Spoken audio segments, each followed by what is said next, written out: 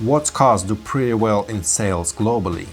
Where is every second TV on the planet made? Who produces today's most popular music and TV series? Today Koreans are literally in everyone's homes, and they're even invited to feel at home in an American White House. But behind this bright, high-tech, trendy image there is actually a bunch of pretty unpleasant stories. Look at this, here's a beautiful Seoul, but also here's how people live in its poorer areas. Here they are massively successful billion-dollar giants, Samsung, LG, Hyundai and the rest. But here's the fact, these are huge family clans, constantly caught up in endless corruption scandals with the authorities. Because of these clans, 4 Korean presidents ended up in jail. 1 committed suicide and 2 others had their children in prison. And speaking of children, statistically 75% of young people from South Korea, that's 3 out of 4, dream about leaving the country. How did this small country with no natural resources, right next to a completely unpredictable neighbor, manage to become the world's 10th largest economy? How did it flood the world with smartphones, computers, cars, music, films, but at the same time create some of the world's most unhappy, drinking and financially burdened people? How can it be so good and so bad at the same time?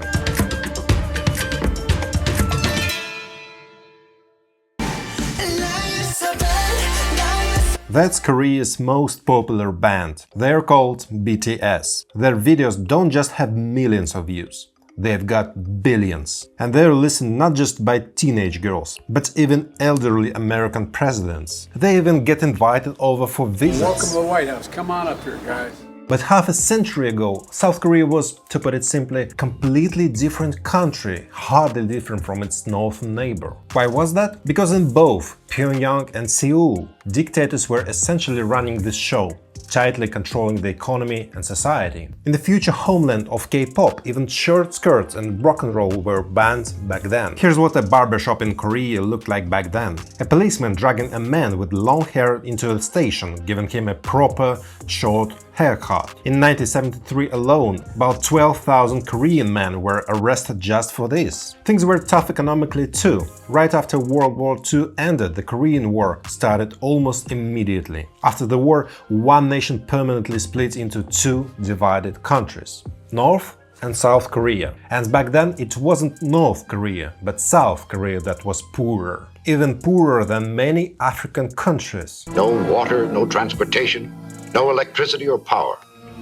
Kids are the ones who always suffer most. North Korea was somewhat luckier. It had coal, gold, iron, factories, but South Korea wasn't lucky at all. No natural resources, no industry, no food. Anyone who traveled to Korea knows most of the country is low mountains, and only 20% of the land can actually grow something. So they had to buy food and fuel from somewhere else. And to buy stuff, they had to sell stuff. So Koreans started producing simple things like shoes, underwear and clothes. But which of today's economic giants build their reputation on underwear?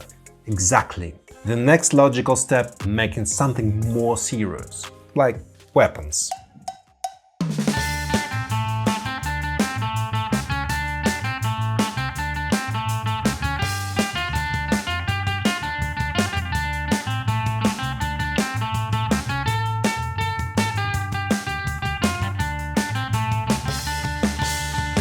In 1969, Americans, deeply involved in the Vietnam War, essentially told the Koreans, "Yeah, we've been stuck here with our army for too long, and things are heating up in Vietnam. So you handle your north neighbor yourself." And they withdrew 20,000 of their soldiers. However, they started paying Korea hundreds of millions of dollars, or even billions according to some sources, to send Korean troops to Vietnam.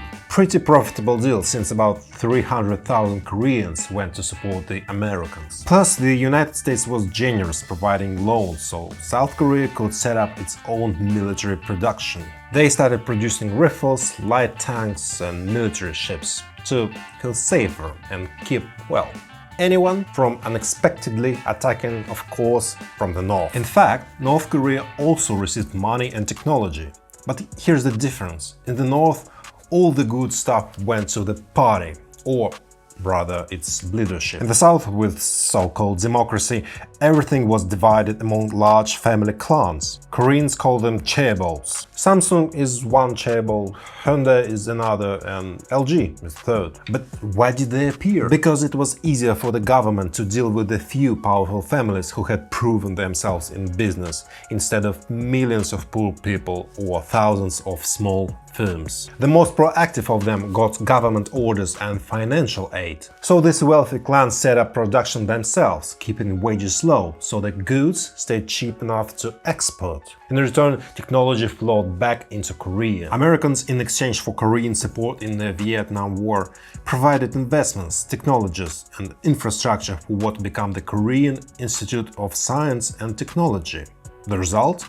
Today, South Korea, along with Israel, is the world leader in spending on scientific research. Careful viewers of the channel have already guessed that South Korea essentially followed Japan's tried and tested path just about 15 years later. This means that both Korea and Japan massively trained people in new professions from scratch, creating new companies and industries that had never existed before. Later, they began releasing completely new products. For instance, did you know that first mass-produced MP3 player came from a Korean company? Or that Koreans made the world's first tablet computer? Naturally, the economy started growing rapidly and people began earning more money. But it's important to understand that Korean chaebols aren't typical state corporations specializing only on space or oil.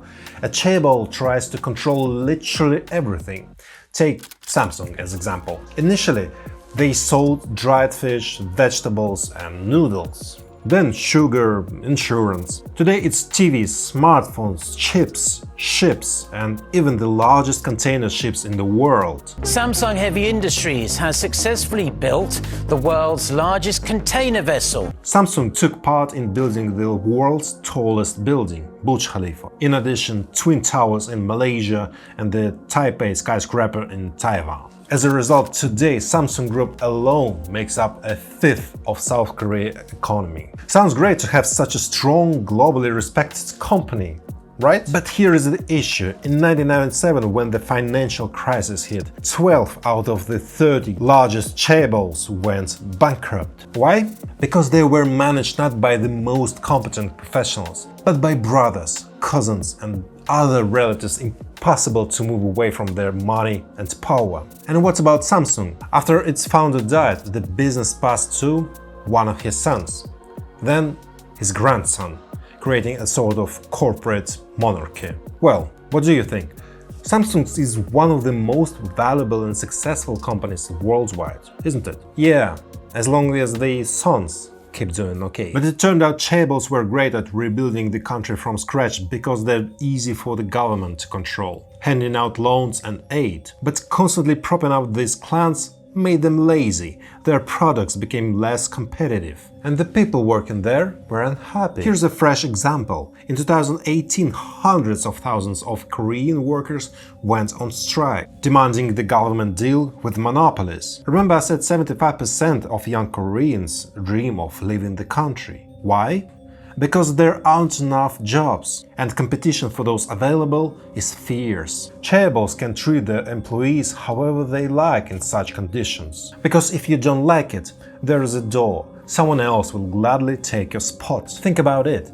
70% of Koreans went to university. And they face fierce competition right from birth. The Unified College exam, Sungyong, lasts 8 hours and is considered one of the hardest exams in the world. But even if you pass it, get into university and acquire a great profession, you're still in for a tough working life. Until 2018, the country officially had a 68-hour working week, meaning you had only 1 day off out of 7. The other days you worked not 8 or 9 hours, but 11 to 12, although the limit has now been reduced to 52 hours. And we all understand what happens with such pressure nationwide. You end up with a seriously heavy drinking population.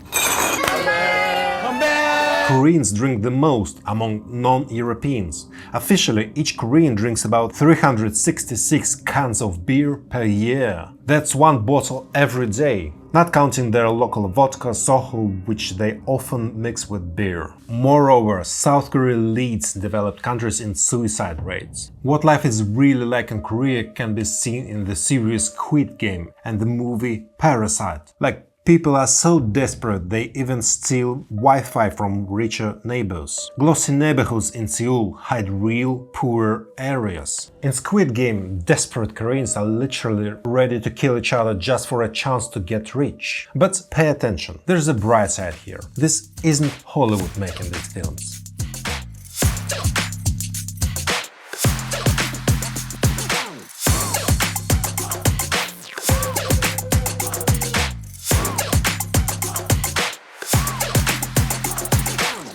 These are Koreans filming their own lives. Their cinema has become the most progressive and best in the world.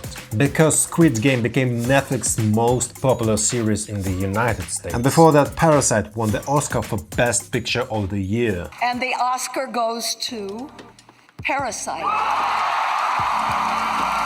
It's important to note, Parasite didn't just win Best Foreign Film, which usually competes with movies from Macedonia, Cuba or Montenegro. Not exactly the top league. But in 2020, Parasite beat out Quentin Tarantino's film starring DiCaprio and Brad Pitt, Scorsese's picture with De Niro and Al Pacino, Ford vs Ferrari, and Joker with Joaquin Phoenix. How did that happen? How did Koreans learn to make such awesome movies? First, they didn't learn overnight. Remember those Korean guys back in the 70s? All Korean cinema then was heavily censored. To give you an idea how stupid it was, a local Korean writer published a book about Argentinian cinema and got thrown in jail. Because no Argentinian film was legally allowed in Korea, meaning the author must have watched it illegally. Another example, Korea had a quota system. For each foreign film shown, 3 Korean movies had to be produced. And what did locals do? They produced cheap, awful films. Audiences saw a good Hollywood movie next to a local low-budget trash. Obviously, people preferred quality, and those pathetic films were trashed. So what changed Korean cinema? Koreans themselves and dinosaurs. It was 1993. Jurassic Park collected record billions worldwide. The Korean government did the math. All this rubber dinosaur nonsense from Spielberg brought in as much money as 1.5 million Hyundai cars. So, where are the chaebols? We want movies like Spielberg's. And from that moment, giants like Samsung and Hyundai started pouring money into cinema. But chaebol style, they started interfering in production, casting their own actors, controlling budgets. And if not for the financial crisis of 1997, they would have ruined Korean cinema entirely. But the crisis hit them hard, leaving filmmakers alone. Koreans were already huge movie fans. Even during censorship, the average Korean went to cinemas about 6 times a year. Just compare that with how often you go. In the early 2000s, websites appeared where regular people could invest in movie production. Take the local film The Fall King. 464 people collected 100 million won. The film was a massive success and investors earned 97% profit. From that moment, a real boom began. Venture firms started investing in Korean films and the government introduced smart quotas.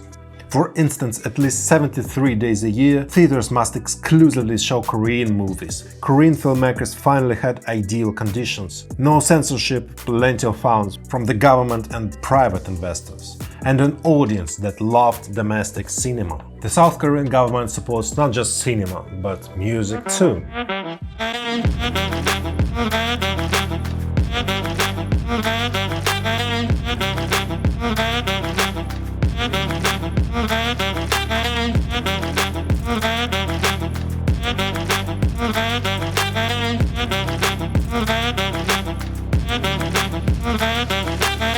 Can you imagine there is a whole department in the Ministry of Culture dedicated to K-pop? Yes, a wonderful guy.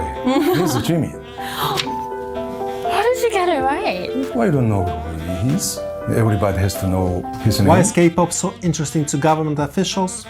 Take the group BTS. Their concerts and merch alone contribute around $4.6 billion annually to South Korea's economy. In other words, one band generates as much money as the entire economy of countries like Montenegro or Maldives. So for Korea, it's literally dancing wealth. In 2021, BTS even spoke at the United Nations General Assembly right after the president. Let's take all one more step. We have learned to love ourselves. So now I urge you to speak yourself. In fact, according to statistics, every 13th tourist visits South Korea specifically because of these guys. But if you recall, 50 years ago, when everyone had short haircuts and people got jailed for writing about Argentina films, music wasn't much better. Back then, every singer was required to include a constructive song in their album. One praising the government or encouraging people to work hard. Thankfully, half a century later, authorities realized you could benefit the country just as much on a K-pop stage as in a factory. Thus, an entire industry was born. It brings in massive revenue. There are specialized schools training future idols, telling them which plastic surgeries to get, or how to lose weight, or how many hours a day to sing and dance. Some training sessions last up to 20 hours. Yet, despite all this, many K-pop stars stay poor in their first years after debut. All because of tough contracts with agencies. They push you really hard. Young artists must pay back the costs of training, housing, albums, costumes and even food. Starting a K-pop group costs companies around $1 million. And while new videos are being shot and new songs recorded, the debt keeps increasing. Eventually, only top-tier groups like BTS manage to actually earn good money. Most middle-tier performers only manage to pay back debts. And again, we came back to the issue. Not everything behind the shiny exterior is that great. Remember that famous nighttime photo comparing North and South Korea? How dark it is under Kim Jong-un and how brightly the economies of Samsung, LG and others shine. Of course, South Korea achieved success because it invested in its own technology, education, infrastructure, music and cinema. Korean culture is now discussed worldwide. Yes, the government handed out money selectively, but it also demanded strict accountability from those receiving it. But exactly how they achieved those results, that's a different story. After all, the country still hasn't managed to make most of its citizens happy. The rich get richer and the poor get poorer. That's eternal problems of capitalism. Thank you. Good night.